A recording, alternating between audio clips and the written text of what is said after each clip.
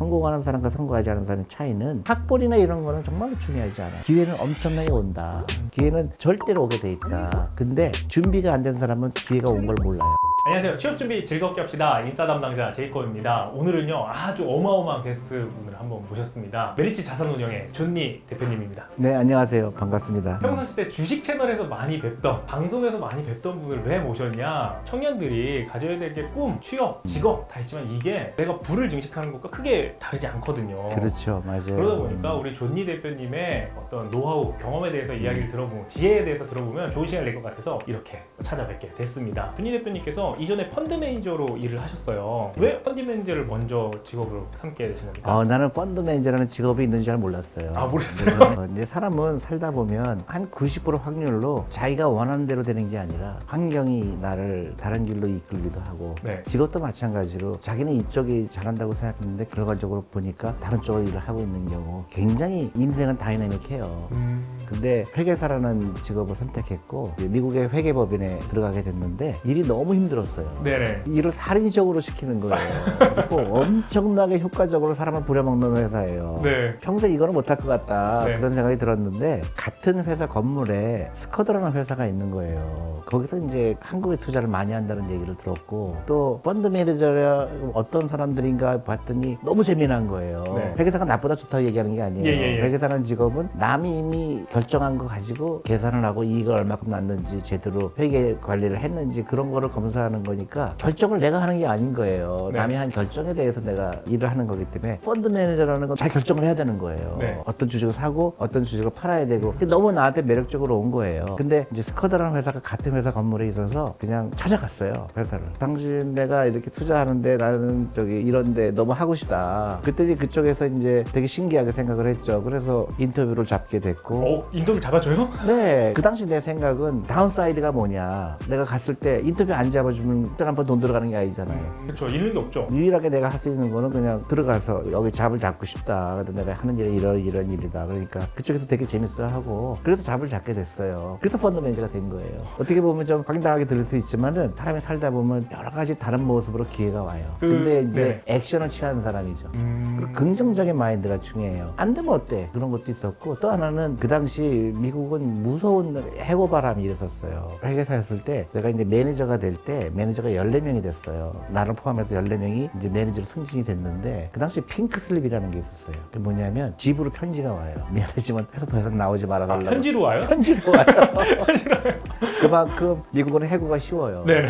그래서 핑크슬립이 편지통에 있을까봐 다 전전긍긍하는 거예요. 근데 내가 기억으로 14명이 매니저가 됐는데 1년이 지났는데 8명이 받은 거야. 아이고. 그러니까 난 6명 중에 이제 하나가 된 거잖아요. 아, 이거는 아닌 것 같다. 그래서 살 길을 찾아가야 되겠다. 그래서 이제 마침 스커드라는 회사가 있었고 펀드 매니저라는 직업이 좀 나한테 괜찮은 것 같다. 그런 생각이 들어서 그게 이제 펀드 매니저가 20년을 하게 된 계기죠. 기존에는 회계사를 하시다가 펀드 매니저로 갑자기 전향을 하실 때는 그렇죠. 좀 두렵진 않으셨어요? 아니요. 들어올 네. 이유가 없죠. 그러니까 어떤 일을 하든 간에 직장 다니면서 그렇게 어려운 일은 없어요. 생각이 나름이에요. 네. 결국 인간이 하는 일이고 조금 트레이닝 받으면 아 이런 거구나 금방 배웠어요.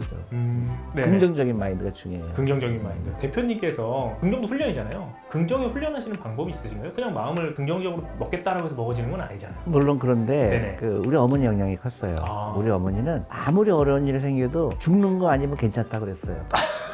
죽으면 끝이다. 네네네. 근데 죽지 않는 거면 고민할 필요 없다. 고민한다고 달라질 게 없는데 왜 고민하냐. 잘 될 거다 생각하면요 잘 돼요. 근데 풀이 죽어 있고 아 나는 안 돼. 나는 뭐 자기가 없는 거에 포커스를 두는 사람들 특히 뭐 우리 집은 부자가 아니니까 나는 학벌이 나쁘기 때문에 끊임없이 자기 부정적인 것만 생각하는 사람들은 한 발자국도 못 나가요. 나는 내가 잘하는 거가 난 이런 건데 나 이렇게 나가야 되겠다. 저렇게 나가야 되겠다. 그렇게 생각하는 사람과 내가 없는 거를 끊임없이 생각하는 사람들은 성공할 가능성이 낮아지죠. 죽지 않아. 이거 좋은데요?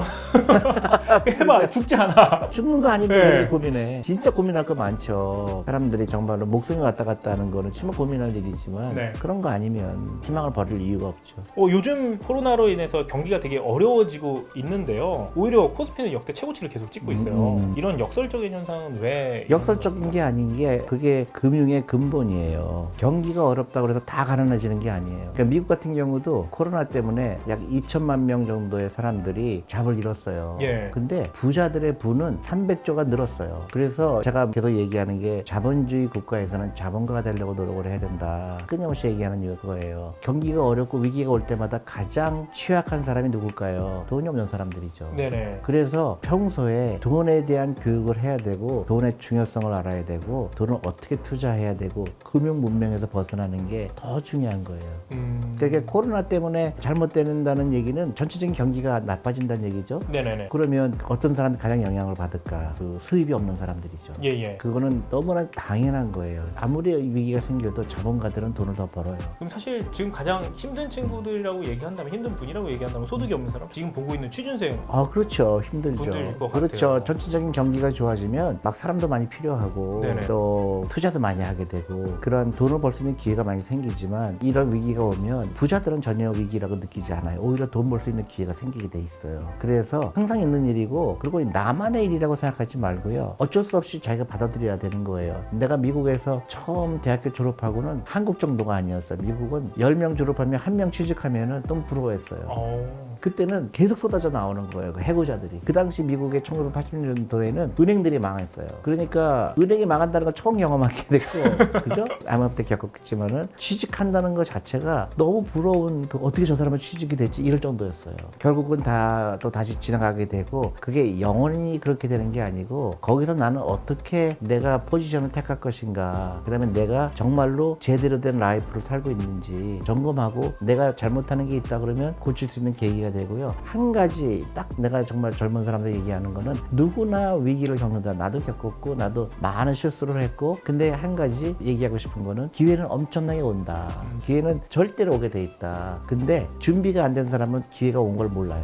네. 그래서 긍정적인 마인드를 갖고 지금은 당장 힘들 거예요. 그렇지만 주위의 사람들 자꾸 나를 포기하게 만드는 사람들은 멀리해야 돼요. 예를 들면 한국은 말도 안 돼. 한국은 부잣집으로 태어나지 않으면 부자가 안 되는 사회야. 이런 부정적인 얘기는 절대로 귀를 닫아야 돼요. 나는 잘 될 거야. 그리고 이 세상에 부자 된 사람을 보니까 부모가 부자여서 부자가 된 사람 별로 없어요. 나는 부자가 될 수 있다. 아니면 부자가 아니더라도 나는 즐거운 인생을 살 거다. 그 다음에 목표를 삼으려고 그러고 끊임없이 그런 마인드가 갖는 게 중요하고요. 디테일로 가서는 제가 좀 말씀드리고 싶은 게 좀 몇 가지가 있어요. 참 신기하다고 느낀 게 있어요. 우리 회사에 와서 우리 일하고 싶어요. 그랬을 때 인터뷰할 때와 실제로 일할 때와 너무 다른 사람인 거예요.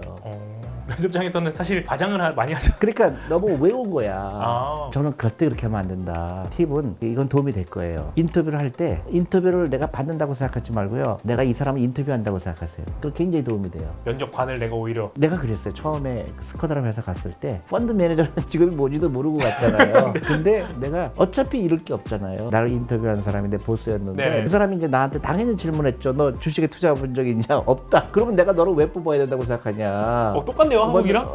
그렇죠. 그러니까 네. 네가 주식에 투자해 본 적도 없다는데 어떻게 펀드 매니저의 잡을 얻으려고 하느냐? 네. 너무 당연하죠. 그래서 내가 그랬어요. 너는 그럼 태어나자부터 주식 투자했냐?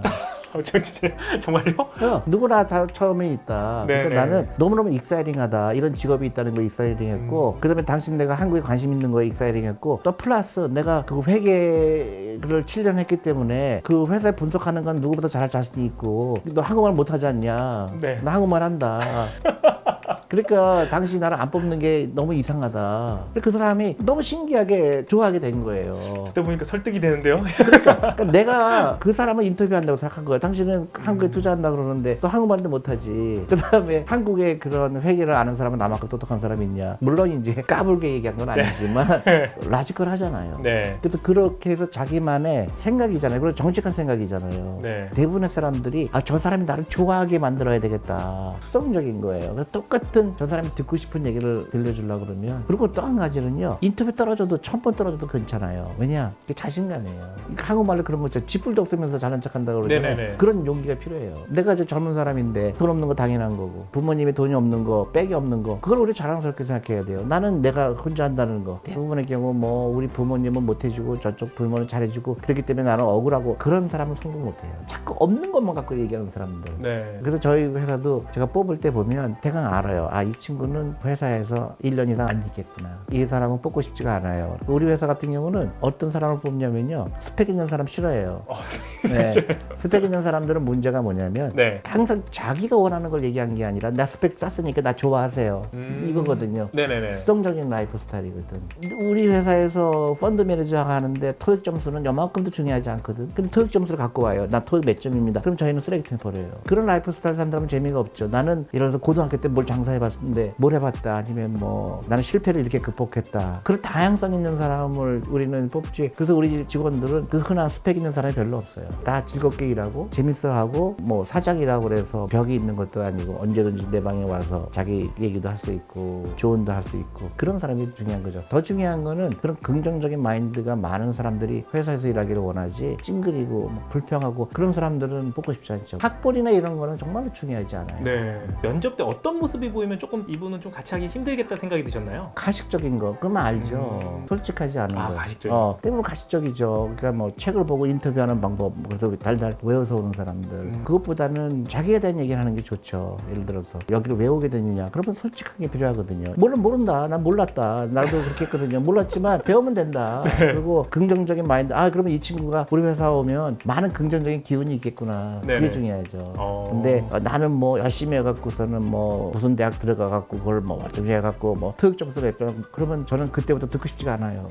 이렇게 재미없는 라이프 스타일 산 사람은 매일 같이 보기 쉽지 않죠. 2020년대 지금 취준생으로 만약에 돌아가신다면 어떤 것부터 하실 것 같아요? 아직 직업을 못 가졌어요. 고민스럽죠. 진짜 절실하죠. 절실한 거는 이해가 가는데 목숨 걸 필요는 없어요. 취업에 목숨 걸 필요는 없다. 목숨 걸 필요는 없어요. 제일 중요한 거는 남들 얘기 들을 필요가 없어요. 자꾸 부정적인 얘기하죠. 취업률이 어떻고 그건 통계에 불과해요. 자기가 먼저 찾는 거예요. 내가 뭘 할 수 있을까? 근데 자꾸 부정적인 사람은 어떻게 하면 저 사람이 나를 뽑아줄까가 그러면 상대방이 다 힘들어져요. 그렇잖아요. 네. 아니 본인이 하고 싶은 게 뭔지 모르는데 회사도 못 뽑죠. 당신이 하고 싶은 게 뭐다. 난 이렇게 하고 싶다. 예를 들어서 우리 회사에 취직하고 싶은 사람은 멜지에서 오게 되면 제가 할 수 있는 건 이런 겁니다. 그러면 예를 들어서 왜 그렇다고 생각하냐. 근데 그 사람은 정말로 자기가 하고 싶은 일이 뚜렷한 사람은 그 대답을 할 수가 있어요. 근데 대부분의 사람은 뽑아만 주세요. 내가 알아서 할게요. 그러면 우리도 위험하죠. 그 사람이 해피하지 않으면 어떻게 해요? 상대방 입장에서 보는 게 중요해요. 자기가 원하는 게 제일 중요하고 내가 뭘 하고 싶은가가 제일 중요하고 두 번째로는 만약에 취직한다면 어떤 회사가 나한테 맞을까? 그 다음에 그 사람들을 어떻게 설득할까? 훨씬 더 긍정적인 태도가 중요하죠. 또 긍정적이고 좀 주도적으로. 주도적으로 해야죠. 그리고 내가 볼 때 이런 것도 있는 거예요. 난 당신네 회사 가고 싶지 않다.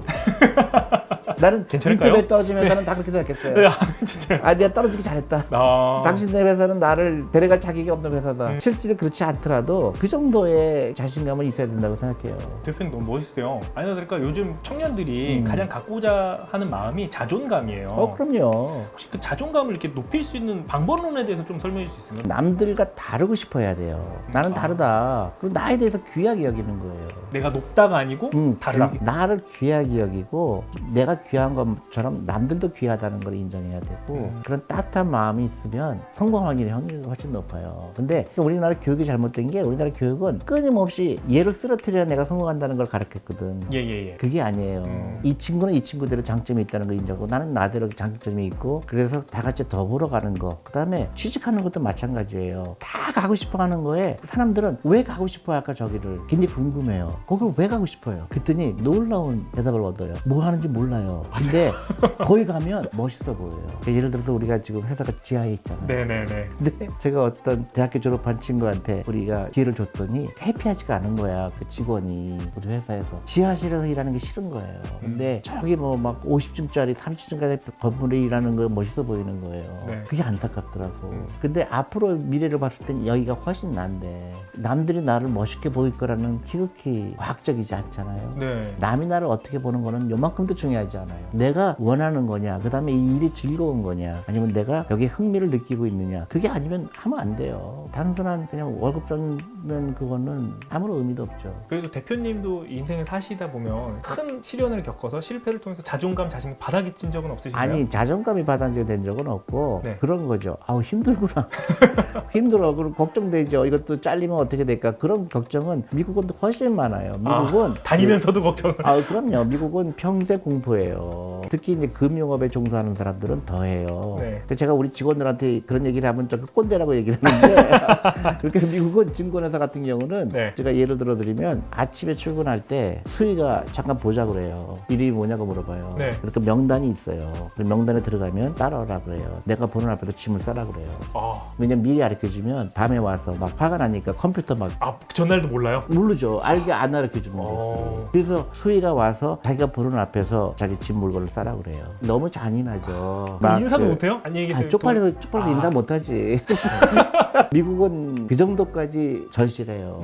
근데 그런 거를 겪었기 때문에 자존감이 낮아지는 게 아니에요. 투지가 생기죠. 나 성공해야 되겠다. 그래서 이 바닥을 경험하는 거는 사실은 내 자존심하고 상관이 없어요. 근데 그게 없이 편안하게 산 사람들은 오히려 내가 이것도 했는데 왜 나한테 월급 이거밖에 안 올라가. 계속 자기가 한 거를 주장하는데 아무도 안 알아주지 않아요. 생각해보니까 맞네요. 그 내가 실패를 겪었던 것과 자신감이랑은 별개. 당연하죠. 아니, 별개. 근데 그거를 거기랑 연결시켜요. 나는 억울하다. 그러면 발전이 없어요. 그래서 우리 직원들한테 내가 얘기하는데 꼰대다 그러고 얘기하는 이유가 나는 이 친구들이 아직 나름 내 말을 못 알아듣고 있구나. 네네. 그거예요. 성공하는 사람과 성공하지 않는 사람의 차이는 사물을 똑같이 볼 때 그걸 긍정적으로 받아들이는 사람하고 그걸 부정적으로 받아들이고 항상 나는 피해자다고 생각하는 사람들은 발전을 못해요. 그러니까 자기 주도적으로 생각하는 거예요. 회사가 날 싫어해? 좋아. 난 더 좋은 일을 할 거야. 이런 긍정적인 사람이 있는 반면에 끊임없이 자기가 잘린 거가 억울하다고 얘기하는 사람들은 한 발짝도 못 나가죠. 네. 요즘 대한민국 취준생들이 많은 고민하고 있는 것 중에 하나가 이제 기업의 규모거든요. 근데 이 부분에 있어서는 이제 대표님이 말씀하시는 것도 내가 월급을 받으면 근로소득에서 일정 부분 10% 20% 떼서 그걸 투자를 해라라고 하는데